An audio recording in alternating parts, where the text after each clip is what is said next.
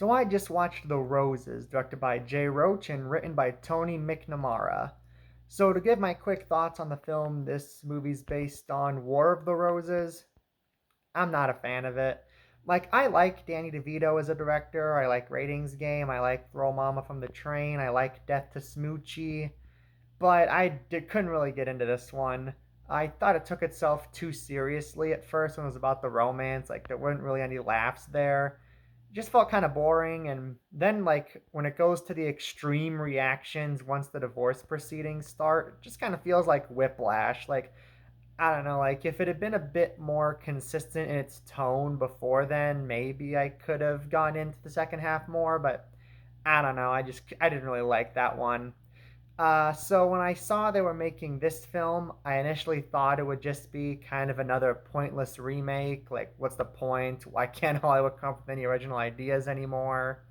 But I ultimately decided to check it out when my parents showed some interest. And now that I've seen it, this remake totally fixed my problems with the original. Like, I rather enjoyed this film. So off the bat, there's much more humor kind of throughout the whole film. There's a lot of funny lines here, and it's kind of a clever mix of American and British humor since it follows these two Brits who live in America. The relationship between the main characters, like despite all the comedy, the relationship is still taken seriously. Like they do feel like a genuine couple that starts out being in love, but then they start to grow more resentful of each other due to all these circumstances outside their control. And like the realism in their relationship is what makes the like absurd sabotage links at the end of the movie funnier, I think. And even if that isn't focused on very much, I still think it like kind of pays off the way they hold off on that. Olivia Colman and Benedict Cumberbatch here are both great. Like, not only are they both funny and do the dramatic stuff and do the funny stuff well, but they also both have these great dramatic scenes in this. Like, Benedict Cumberbatch has a great monologue about a whale, and Olivia Colman has a great scene in a hotel, and a couple of other great scenes scattered throughout. Both of them do, and they have good chemistry like throughout the movie. Like you understand why they fight for this relationship for so long before they decide that they're not right for each other. And like all of this really gets me invested in their relationship versus the original where it was just they're in love, then they're not, all then they're not now. And now they're trying to kill each other. Andy Samberg in this I thought was also funny. Like he had a couple likable, like small dramatic moments here too that I liked.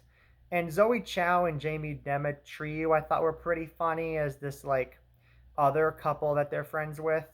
The one actor in this I kind of found consistently annoying is Kate McKinnon. Like I already find her kind of a hit and miss actress. Like she's funny in some stuff. I liked her in the Ghostbusters remake, but then there's other stuff where I'm just like, you could have cast somebody else here and I would not have hated this character as much. And in this film, you could definitely tell she was just allowed to improvise whatever she wanted and nobody really reined her in. Like her biggest running gag is she keeps making all these jokes about how she wants to sleep with Benedict Cumberbatch. Some of them being when she's like right in front of her husband, which I was like, okay, this not only is this not funny, it's kind of weird to show. I will say really quick, anybody hoping that Allison Janney will have a more prominent role in this film, considering she's like fourth top billing in the credits and she's like on the poster, prepare to be disappointed because she has one scene in the movie and that's it. Like it's a good scene, don't get me wrong. She's funny and everyone else is funny too, but like I just don't understand why she's all over the advertising if she's in one scene of the movie. Like, I honestly kind of wonder if some scenes with her in them got deleted, because that would at least make somewhat more sense. The directing and editing in this aren't amazing, but they do service the film fine. Like, that is probably the one thing the original film did better than this film, because Danny DeVito definitely knows how to make a unique looking film. Uh, so, in terms of any criticisms I have, I'll say that the social commentary and the morals are kind of mixed. Like the commentary on guns, I thought was funny, but then you'll have these morals like. So there's a scene where Kate McKinnon just spends the whole scene wanting to sleep with Benedict Cumberbatch again, But then the scene ends with her saying that she still loves her husband despite what she says.